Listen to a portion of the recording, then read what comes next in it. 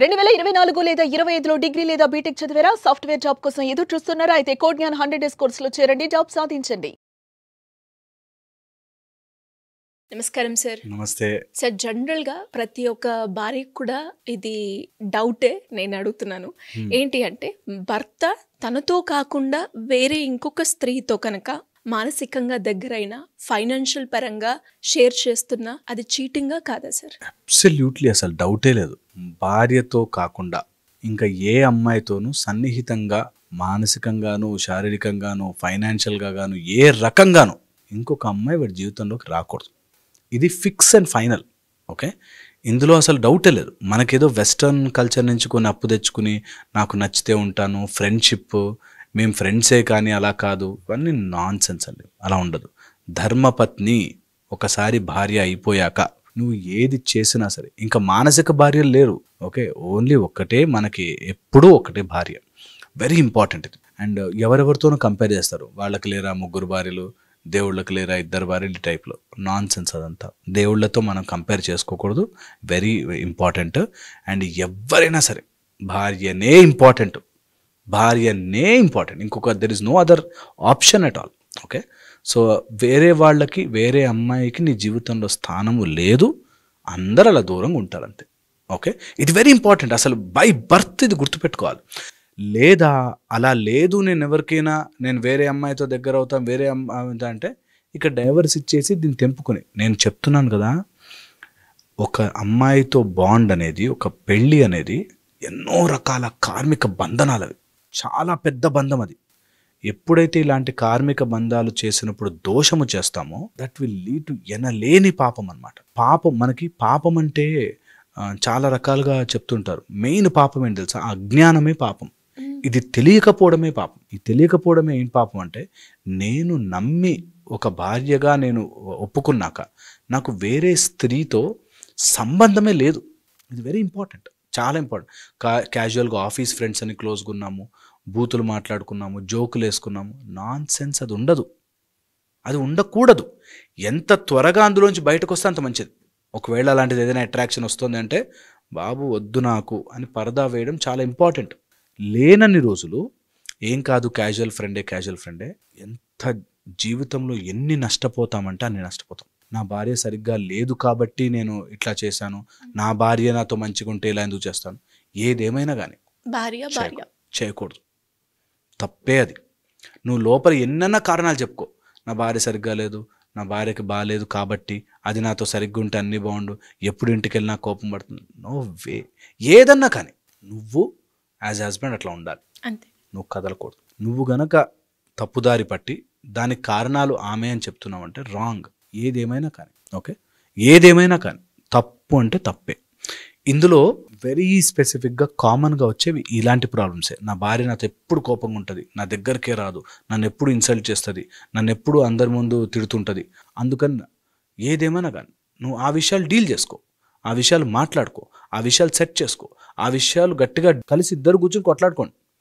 కానీ వేరే స్త్రీని లోపలికి రానివ్వద్దు, వేరే స్త్రీని జీవితంలోకి ఎంటర్ కానివ్వద్దు, అంతే. ఇది ఎంత బాగుంటుందంటే తర్వాత లైఫ్ నిజముగా ఒక పాతివ్రత్యము ఆర్ పత్నీవ్రత్యం, వైఫ్ని కూడా అలాగే చూడాలి. నాకు ఏకపత్ని వ్రతము అన్నీ రాముడు ఎలా అనుకున్నాడు, అలా గనక మీరు అనుకుంటే తెలియని శక్తి మీ లోపలికి వచ్చి చేరుతుంది, అన్నీ కుదురుతాయి. ఓకే, ఇది రుణానుబంధ రూపేణ పశు పత్ని శుతాలయం అని. పత్ని ఒక రుణముగా వస్తుంది నీ దగ్గరికి.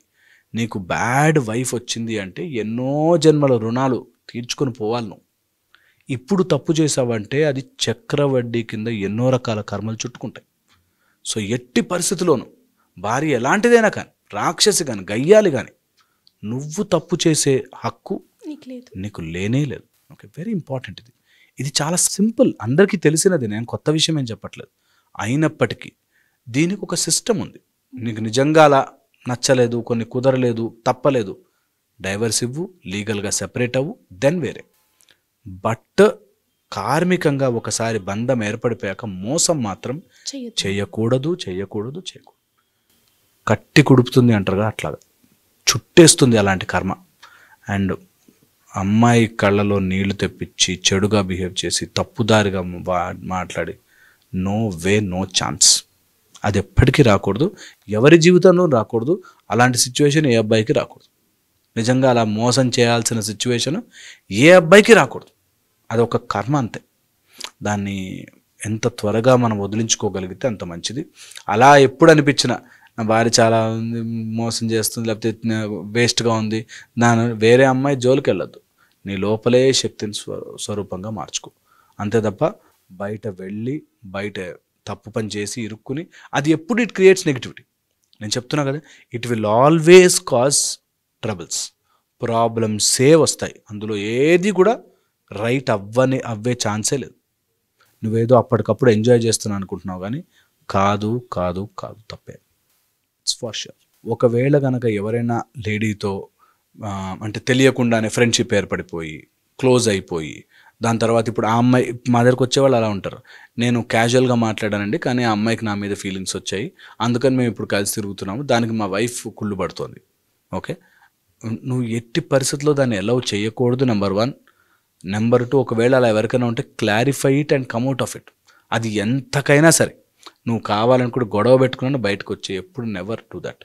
Okay, third and the most important point నేను ఇందులో చెప్పాలనుకున్నది, ఒకవేళ నువ్వు అట్లా బయటకు రాలేని పరిస్థితిలో ఉంటే కంపల్సరీగా అలాంటివి నీకు జరిగిపోయాయి, తప్పు అయిపోయింది, ఇంకా నా వల్ల కాదు, నేను ఎట్లా చేయాలనుకుంటే ఖచ్చితంగా పర్మిషన్ తీసుకోవాలి, మాట్లాడాలి, తిట్లు తినాలి, దెబ్బలు పడాలి, తెలుసుకోవాలి అండ్ కమ్యూనికేట్ చేయాలి, చెప్పాలి, సారీ చెప్పుకుని క్షమించమని చెప్పి వదిలించుకోవాలి.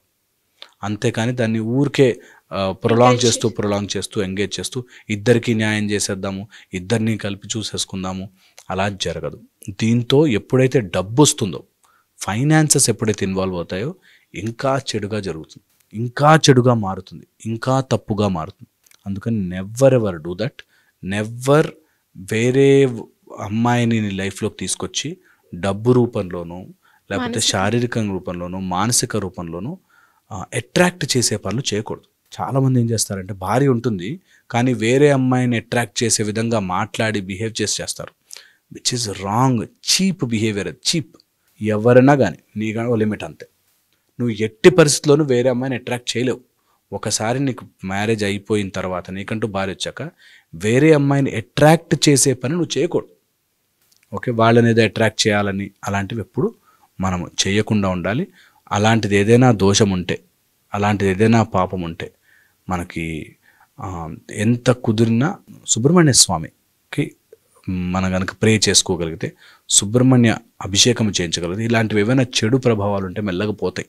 ఓకే, సో సుబ్రహ్మణ్యకి సంబంధించిన ఏదైనా ప్రొసీజర్స్ కానీ లేకపోతే సాధనలు కానీ చేసుకోవడం చాలా ఉపయోగపడుతుంది. లేదంటే హనుమంతుల వారిని పట్టుకుంటే భద్రాంజనేయ స్వరూపం ఎప్పుడు హెల్ప్ చేస్తుంది.